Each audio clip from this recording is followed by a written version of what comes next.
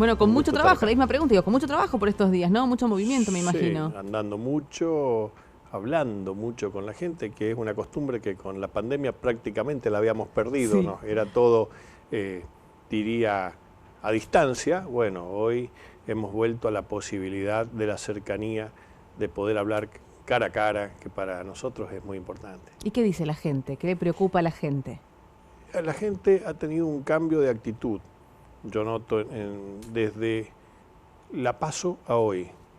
La gente llegó a las PASO con un muy mal humor después de mucho tiempo de estar frente a los televisores, efecto de cuarentena y demás, recibiendo, sobre todo desde los grandes medios concentrados, muy mala onda y distorsión de las noticias y de la información, más que nada de la información. Uno veía desde los sectores de la oposición, primero, decir que la vacuna era un veneno, hasta cosas como decir que tenía hasta un chip, alguna de las vacunas rusas. Después decir que faltaban vacunas, o sea, dar vuelta al discurso, lo cual era muy lógico, ¿no? Primero, una pandemia de la cual no había experiencia en el planeta. Nunca había habido una pandemia de características globales. Segundo, la falta de experiencia de cómo manejarla. La última epidemia que hubo en la Argentina fue la fiebre amarilla en la época presidente de Sarmiento, así que hace algunos años. Y eso llevó a que la gente estuviera de muy mal humor. Pero fue cambiando. Fue cambiando a partir de la comunicación, a partir de transmitirle las preocupaciones de un gobierno que tuvo que hacerse cargo con esta pandemia y también con otro tema no menor que pasa desapercibido quizás desde la percepción de la sociedad, que es una deuda inédita en la Argentina tomada en 4 años de 90.000 millones de dólares que además no sabemos dónde están. Fíjense, la peor época de la Argentina, la peor, proceso militar en 7 años prácticamente, los militares tomaron 40.000 millones de dólares de deuda. Asumieron, tomaron el Estado con 6.000 millones y lo entregaron con 46.000. Macri en 4 años tomó 90.000 millones de dólares. Y esto condiciona la economía, condiciona todo mientras no haya previsibilidad y una negociación que permita tener el oxígeno necesario para poner en marcha la economía. No se pudo por la pandemia, pero bueno, estamos seguros que antes de fin de año van a terminar las negociaciones con el Fondo Monetario, que irresponsablemente prestó más a la Argentina de lo que podía prestar, fondos que, bien lo dijo el expresidente Macri, terminaron pagando a bancos extranjeros para que no se fueran de la Argentina. Más importantes eran los bancos extranjeros que los argentinos. El Fondo Monetario siempre cuida sus intereses, ¿no? Eso ya lo hemos aprendido a los argentinos. Seguro, Siempre cuida sus pensemos que intereses. en el 2015 estábamos desendeudados y hoy estamos en el mismo problema que teníamos en el 2001. Y esto condiciona la economía, con el agravante de que se llevaron adelante medidas que pusieron en jaque el desarrollo y las posibilidades de los que menos tienen. 3.600% de aumento en tarifas, gas y electricidad, por ejemplo. Con la excusa de que las empresas debían sincerar tarifas y no había que tener más subsidios, se subieron las tarifas, las empresas no hicieron obras, se distribuyeron dividendos y la plata se fugó. Esta es la realidad de la Argentina que toma el gobierno de Alberto Fernández. Ahora, que el FMI no es una ONG, lo sabemos todos, y cuida sus propios intereses, no va a venir a prestarle plata a la Argentina en pos de que la Argentina mejore indicadores sociales, ni mucho menos. Se está negociando. Y la realidad es que hoy igual hay indicadores macro que a la gente le provocan descontento. Hoy se conoció la inflación, 3,5% la inflación que dio a conocer el INDEC. ¿Por qué la gente debería renovar su confianza en el Frente de Todos?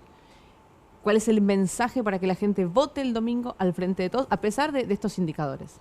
Porque el Frente de Todos va a poder, es el que va a hacer de nuevo una negociación para desendeudar la Argentina, priorizando el interés supremo, que son los argentinos, y no los bancos externos. Esto en primer lugar. Ya se está en tratativas, no solo con el Fondo Monetario, sino con diversos países que están en condiciones de acordar un sistema de financiamiento para cancelar al Fondo Monetario si es que no se llegara a un acuerdo con el fondo, pero no para pagarle a la banca, sino para que haya fondos de desarrollo y el tiempo de oxígeno suficiente para dinamizar nuevamente la economía y que la economía esté al servicio del hombre y no al servicio de los bancos, del sistema financiero o de como ha estado durante la etapa de Macri, de los sectores más acaudalados de la Argentina.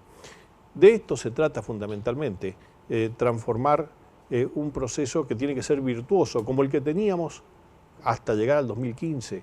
A ver, hubo un ajuste brutal donde la variable principal fue el salario de la gente. La verdad es que si yo pienso, ¿no?, trabajara en el sector financiero, fuese parte del sistema financiero o tal vez de los operadores de bolsa, en una de esas votaría Macri. Los sectores especuladores tendrían razones para votar. Digo Macri, el modelo de lo que es Cambia Mendoza, Juntos por el Cambio. Juntos por el Cambio. Pero la verdad es otra. Yo prefiero un modelo como, por ejemplo, el que ha reajustado las variables, por ejemplo, de la fórmula de ajuste del salario de los jubilados, que lo cambiamos, me tocó votarlo en la Cámara de Diputados, para que con una fórmula que va a estar por encima de la inflación siempre, no al revés. Votamos para restituirle los medicamentos, no al revés. Y vemos un gobierno provincial que trata de nacionalizar una campaña política para disimular los errores de gestión y las cosas que ocurren en la provincia de Mendoza, echándole la culpa a la nación.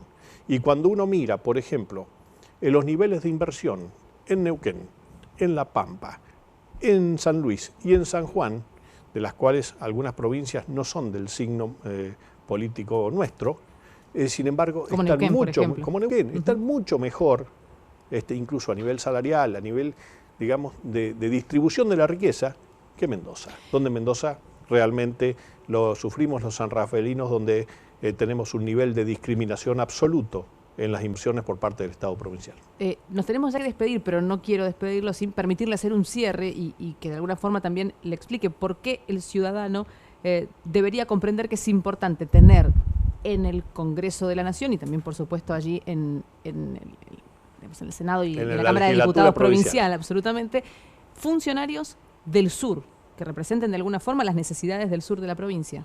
Bueno, en el Congreso de la Nación, porque ese refrán que dice que Dios está en todas partes, pero atiende en Buenos Aires, es una verdadera realidad, lo hemos podido demostrar, incorporando muchos de los temas que fueron retirados en el 2015 del presupuesto nacional, como es acceso norte, colector norte o paso de las leñas, y ganando otros, como han sido, por ejemplo, las inversiones para Gasandes, para el gasoducto tan necesarias, y, por ejemplo, también para el aeropuerto nuevo en San Rafael o el parque logístico. Esta función la va a seguir, la he realizado hasta ahora, junto con Emir, y la va a seguir realizando Liliana Paponet. En la provincia hay que ir a pelear por una equidad en la distribución de fondos provinciales. Un ejemplo, o dos ejemplos, en salud. Inversión de la provincia en el Gran Mendoza, presupuesto del año 2019, que es el último rendido. 22.600 pesos por habitante. Zona sur. Por habitante, mismo presupuesto, 10.100 pesos. Ni hablemos del pasaje de colectivo para los que menos tienen. Se paga mucho más acá que allá. El Parque General San Martín de Mendoza tiene más cámaras que toda la ciudad de San Rafael, que todo el departamento de San Rafael. Y ni hablemos de la inversión de vialidad provincial. Cuando uno anda en los caminos rurales de Maipú, de Luján, de Guaymallén, y los compara con nuestros caminos rurales, que además tenemos la zona sur la mayor red vial provincial, y la verdad que es lamentable el estado de nuestros caminos rurales, ¿no?